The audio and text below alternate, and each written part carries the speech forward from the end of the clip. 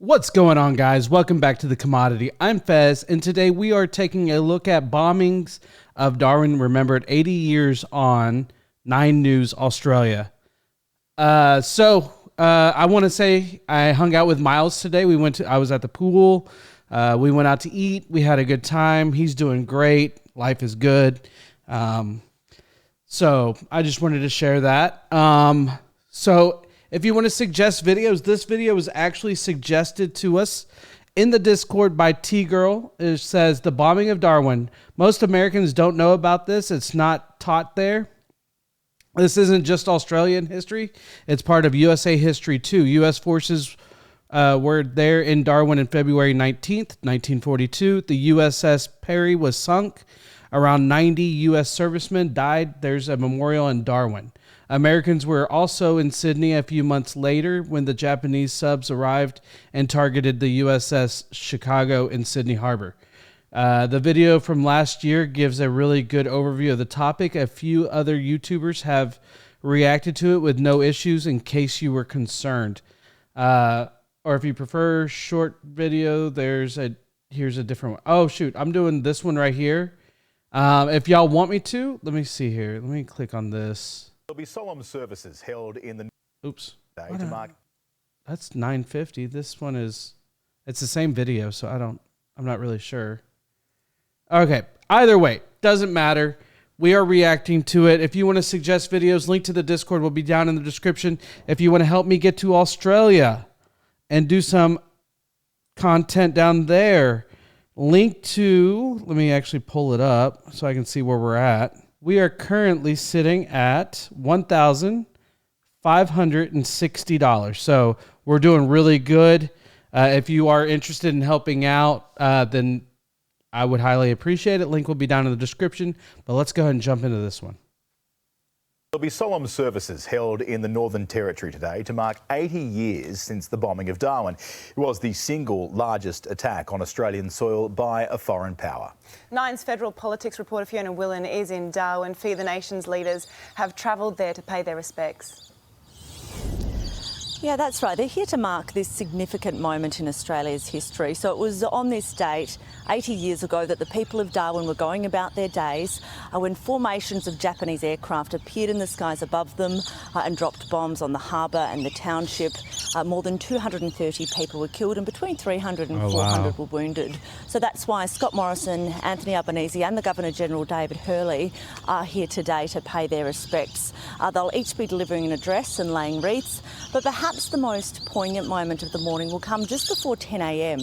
That's when we will hear air raid sirens ring out across the harbour as the events of that day are reenacted.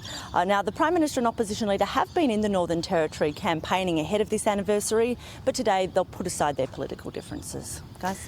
The Flying Foxes are in full spirit there at the Esplanade Fee. We appreciate it. It's a really lovely ceremony, that one, every year, and it's quite remarkable when you think about the size of the attack based on... Yeah, that had such an impact on not just Darwin, but the whole of Australia. Yeah, absolutely. Well, the 19th of February 1942 will forever be known as the day war came to Australia, with more Japanese bombs dropped on Darwin than on Pearl Harbor 2 months earlier. Today we remember those who defended our country 80 years ago. Amy Clements reports from the Northern Territory. In 1942, in Australia's top end, Darwin was a small, sleepy town. But as the Japanese exploded into the Pacific, thousands were evacuated. And on February 19, the inevitable occurred. It was the first attack by a foreign nation on Australian soil. It was a normal Thursday morning as people made their way to work, but at around 10 o'clock, masses of aircraft were sighted heading towards the town. A priest on Bathurst Island sounded the alarm by radio. Nah, it's probably nothing. It's just the Yanks coming back. But then the red circles on the wings of the aircraft were spotted. The Japanese had the advantage of a surprise attack. Aged 101, Brian Winspear is one of the few remaining survivors, an air gunner at the time of the attack. As soon as I saw the sun letting off the bombs, I knew they weren't American. Cleverly, the Japanese attack force approached from the south. What followed was the howling of 188 planes, the thunder of gunfire, and the crescendo of falling bombs. We started up by having 12 Lockheed Hudsons and finished up with one. These were the experienced warriors who had destroyed Pearl Harbor 2 months earlier. The fight raged in a constant roar of explosions and the screams of those hit. And as the Japanese swept in, defenders on the ground met them with fire. It was every man for himself. I picked up my machine gun and began shooting at him. One soldier, gunner Darko Hudson, was wearing a towel and his boots and helmet when he came running from the showers. But in the end, he recalls his towel fell off. When there were reunions and so on, a lot of his mates. Hold on, I want to hear this. I just had to react to that. Dude, who cares? Like, it's so funny, you know, like, I mean, finding the not joy or happiness or anything like that, finding the little shred of, I don't even know what word to use for this, because I don't want to say like happiness and or any type of real positive word, because obviously the whole situation was terrible. But there was like one shred of like something to smile about, I guess. But still, how badass this guy, I mean, everybody in this, all honesty, every ally was badass. This was a whole different crop of human being. Today, we're a bunch of, for lack of a better word, we're a bunch of pussies compared to guys and women back in World War II. Like, my grandfather fought in World War II, and he was just a different type of person. They were cut from a different type of cloth. And, you know, I don't think I could have handled anything like this if I was put in this situation. I probably would have been like trying to run in the opposite direction. But these men and women stood for something beyond themselves or even really their country. These people were like Australians. This was the first time that they've had any type of conflict on their land. The U.S., the same thing. The Brits, the same. You know, they were doing things for other people. I don't know how to really say it. I can't put it into words. These people were badass, like badass. And I know when my grandfather passed away, all honesty, I've had a lot of people in my, I have had quite a few people in my life pass away. I know there's a lot of people that have had a lot worse situations and a lot more. So I don't want to diminish that, but the hardest time I've had was when my grandfather passed, because he was such a superhero to me. And I mean this differently than what my father is. Like, my father is amazing. He is a hero of mine, but my grandfather was a superhero of mine.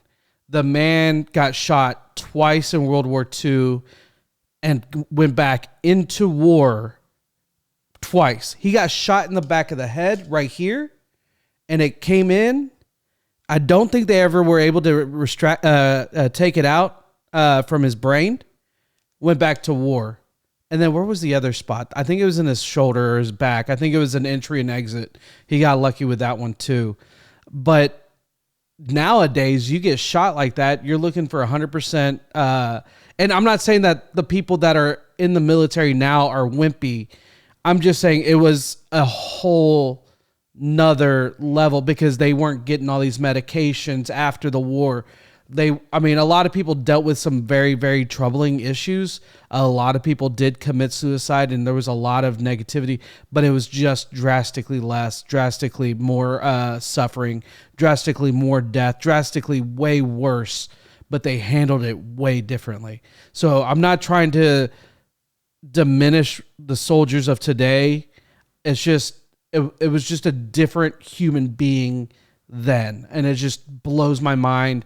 I think all of these people, yes, there was a lot of war crimes that were being done by a lot of these people, but man, they were really pushed to the edge. And it's hard for me to truly judge these guys in a way that I can judge me or myself or anything like that. it's just hard for me to understand what they dealt with to make a judgment. I know that a lot of people dislike the war, but they were just so much superheroes. They were truly people of another another level. And I'm not just talking about Americans. I'm talking about everybody that fought on the Allies, because they took hit after hit after hit and just kept on going. It was just so awesome. I mean, and I say that from a very unaware, being born, let's see here, 40 years later, so I have zero understanding.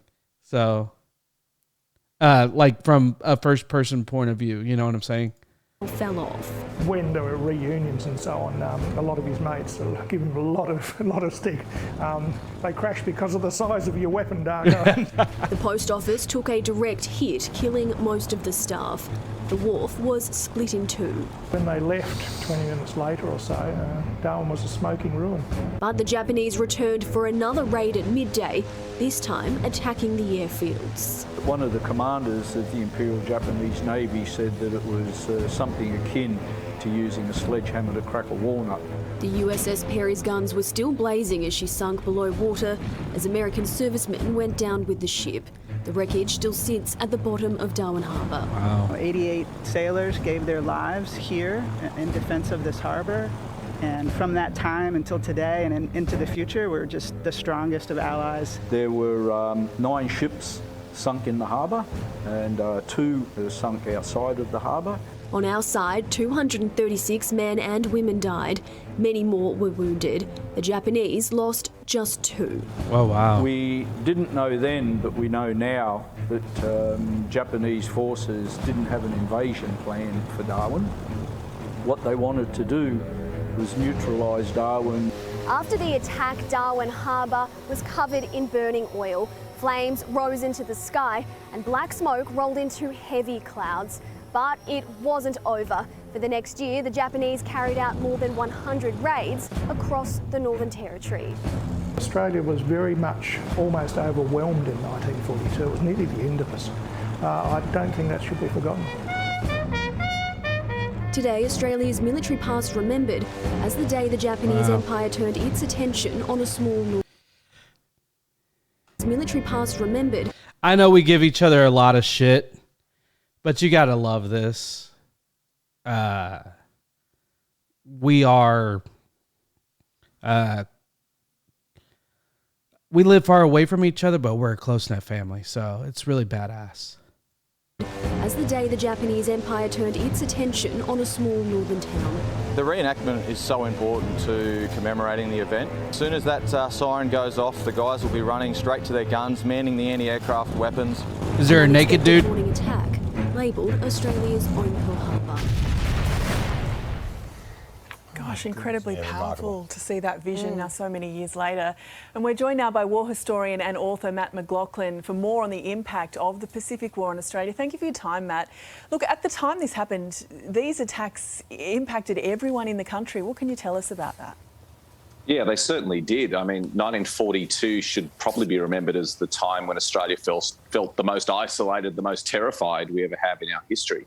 Because just imagine the scenario of events. The Japanese attacked Pearl Harbor in December 1941.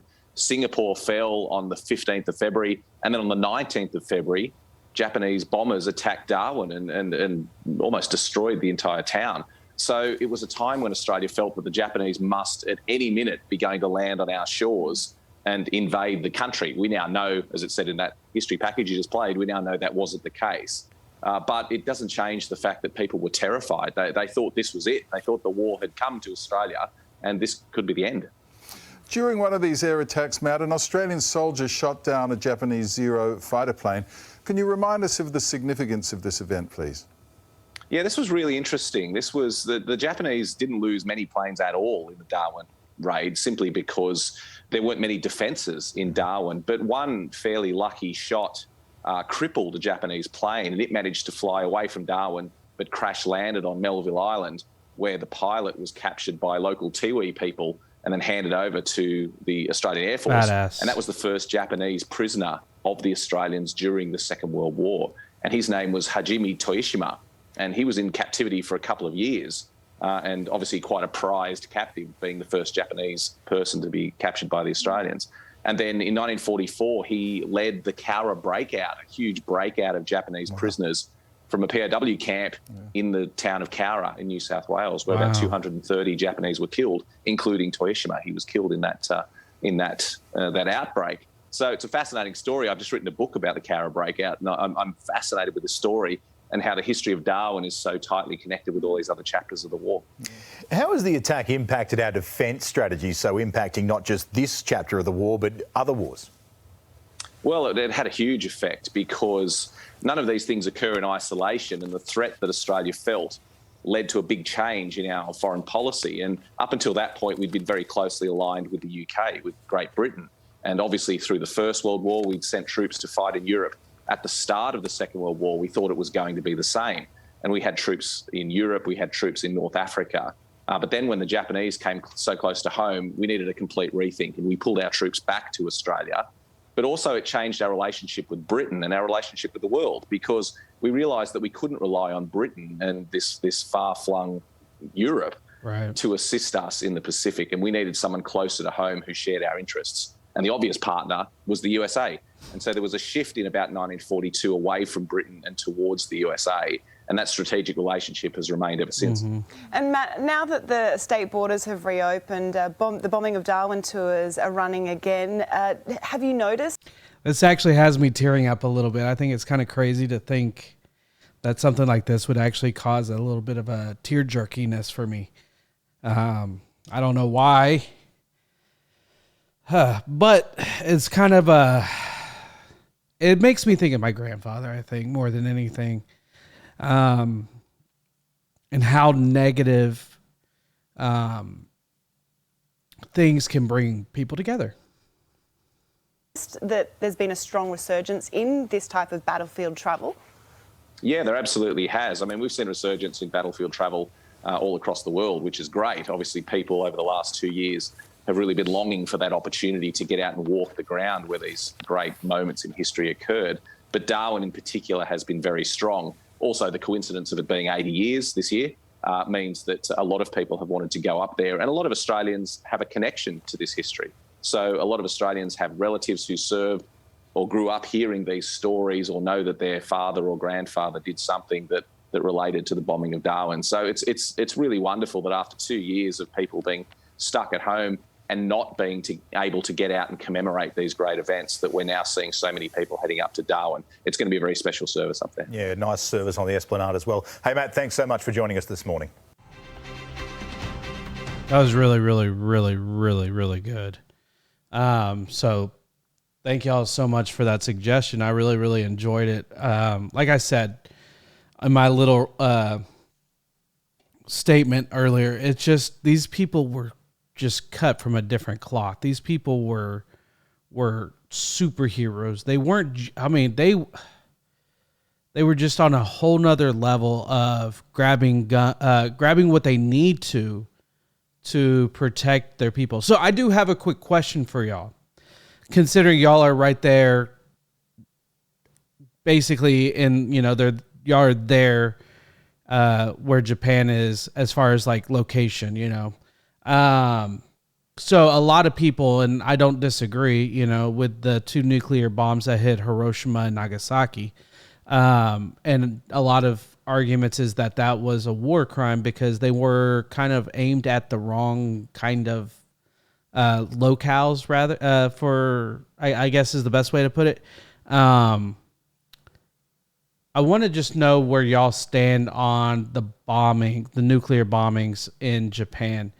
Do you agree or disagree with the decision that was made?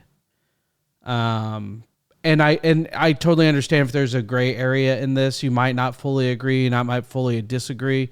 There's no right or wrong answer. My opinion shifts. I feel like there's a very gray area. I think that may have been handled a little bit improperly or whatever the case may be. I just want to know your opinion from an outsider's viewpoint, because obviously a lot of Americans are like, oh, that personality. And I'm just like, I try to look at it from an outsider point of view. And sometimes it's pretty hard to see it from that point of view. So if you can let me know down in the comments how you view it, I'd appreciate it. And also comment on whatever else you want. But if you want to suggest any videos, link to the Discord will be down in the description. If you want to help me get to Australia, link to the GoFundMe, blah, blah, blah, words. Link to the GoFundMe will be down in the description. Until next time, peace.